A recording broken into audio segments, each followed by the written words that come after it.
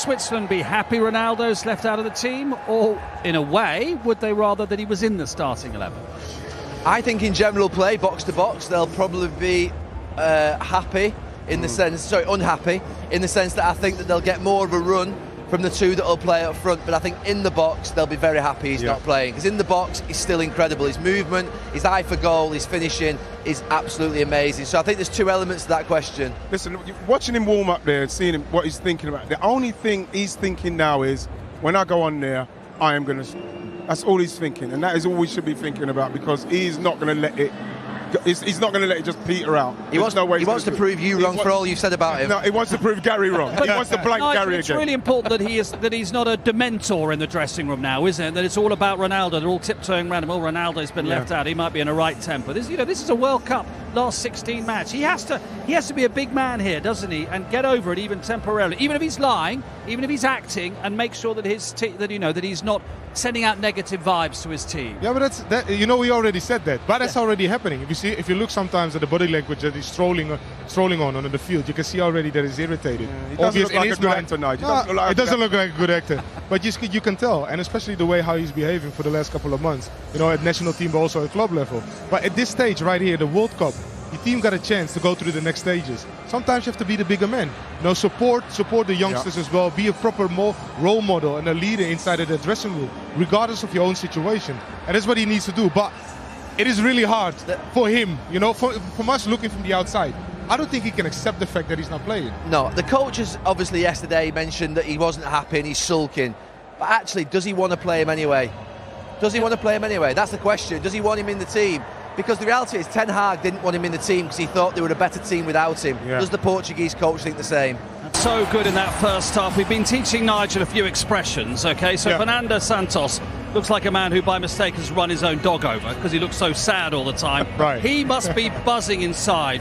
What justification for his change tonight? I mean, you got to give credit to where credit is due. To be the manager of this Portuguese team and also to leave one of your best players in the last decades out on the bench, that says something about the willingness, to think in the team effort. And that Leon kid, that Gomez kid that comes in, shows exactly the energy that you want to see as a manager. And scoring the first goal, that's the reaction you want to see. And, magnificent. And he's one for the future. Only made his first start last month, and they come on this stage in the last 16 and be for this significant importance. That is unbelievable. I mean, credit to the coach and credit for the young kid to perform in the first half. 33 minutes of international football, and it takes him 17 minutes in this game to open the score. It's been a problem. Held the ball up well, some nice touches, but that goal was, like Ali said, for me, when you look at it, far too much space here. When you look for João Felix and the game he's having, he's really showing what he's capable of. That's unbelievable. When you look at it from this side, João Felix, like I said, has got far too much space. But once Ramos gets it, you almost see the defender saying, go on then, because there's no way you're going to get it in that side of the goal at that angle. So he's kind of not even putting his foot out. But he smashes this. This is just pure exuberance of youth. Just saying, I'm just going to hit that. I'm going to hit that right on target. Do you think this is complacency by the defender? Well, I think that you cannot leave that ball. He doesn't believe he's going to get that crossing. No, I don't think he thinks he can score. And this one, I think with this one, with the way this ball comes through, I'm thinking he's going to let it come round it on your right foot and just slot it over there where the goalie is. Because the goalie's coming across on his side. You see him there? So if he opens his body up, then he can just whip it in that side. But, we're talking 21, 33 minutes, and it's a brilliant goal he's scored. He'll learn. Absolutely learn. He's so direct, isn't he? He's giving them a focal point. Massive problem. There is 18 years difference between the two goal scorers. Pepe is the oldest ever scorer in a knockout game of the World Cup. Roger Miller was older, who scored in the group stages as well. Talk us through the header and what Switzerland were doing in terms of their marking or not. Well, he attacks it brilliantly, Pepe, but I said the other day I felt really comfortable, having played man-to-man all my life on corners, that this new zonal system of having played players across the box was the right way. But Fernandez there, who's the blocker on the penalty spot, he has to block that run of Pepe to not allow Pepe onto Akanji and Cher. Once he gets past him, I mean, he gets up so early, Pepe. Cher gets underneath it. He's had a difficult first half, and Akanji can't get across, but the header is fantastic. It really is.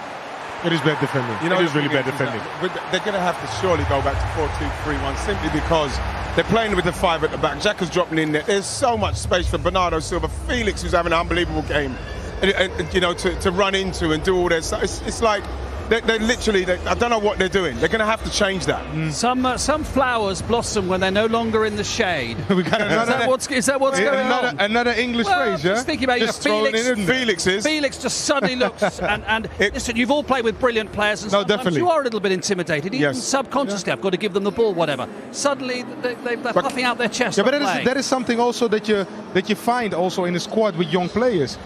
Now all of a sudden, you know, they're given in a position that they feel importance by a coach. Yeah. And sometimes when the bigger player in that occasion sits on the bench, you know, the hierarchy changes. Yes. And not because he's not important anymore, but on the pitch, the coach trusts you to do the job for him. I think So they've got to well. I think they've got to try with Felix. He's just going wandering. If they can get it right this half, Switzerland, they can really get some stuff going down on their right-hand side when he vacates that space. They've got to do something. Because if they carry on like this, they're going to get another 2 or 3. And I know them two made me say Switzerland at the start. And I didn't want it because I saw this. Now it's our fault. the hand up your back, haven't you? They're like Yes. little puppets. Going up the pitch, Portugal showed a lot of flair. Switzerland really didn't put it up to them, but not to take away from the performance. And the man you're seeing on your screen, all the headlines should be about him today, rightly so. It shouldn't be about who wasn't on the pitch. He put in a performance beyond his years, showed great maturity, and he'll be full of confidence now going into that game against Morocco, because I'm sure he will be leading the line in that game as well. And in case you're wondering, I'm pretty sure it wasn't Ronaldo trying to take the ball away from him there at that particular occasion. Where does this victory and performance put Portugal, do you think, Diddy, in terms of who's most likely to go very far in this tournament and obviously go on to win then? Well, it may sound harsh, and it kind of pains me to say, because the man we see here, he's done wonders and wonderful things for football. His record, the goals he scored, is simply unbelievable, and we probably won't see this for the next 20, 30 or 40 years. But the fact is that Portugal without him is a different team. And I think they are contenders without him. They looked the full package today, and the shackles were off. I watched them at the Aviva last year here. They weren't playing well. They lost a few days after to Serbia, which meant they had to go via a playoff, which they won to go to the World Cup. Because I always felt in the last couple of years when his powers were fading and waning that they always feel under pressure to give him the ball. The first time they do get the ball, they get ahead of, they look where Ronaldo is. Similar to what Argentina does with Messi, but Messi still produces on a regular basis. And they didn't have that today. And they just played as a team.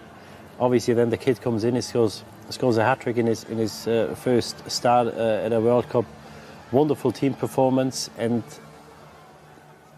it looked like there's also weight off the shoulders of the players. We talked before that, of course, his responsibility, but if you lose a player like him, somebody else has to step up. It's a chance for somebody else or for other players. And you've got to say, it's hard to pick one out today. Obviously, Ramos scored these goals, but wonderful team performance. And, before the game, I would have thought Morocco is so well organised. I think they give whoever wins tonight a game. I think Portugal will march on now and go into the semis. Fernando Santos is going to get a lot of credit for making these changes. We did mention earlier that the newspaper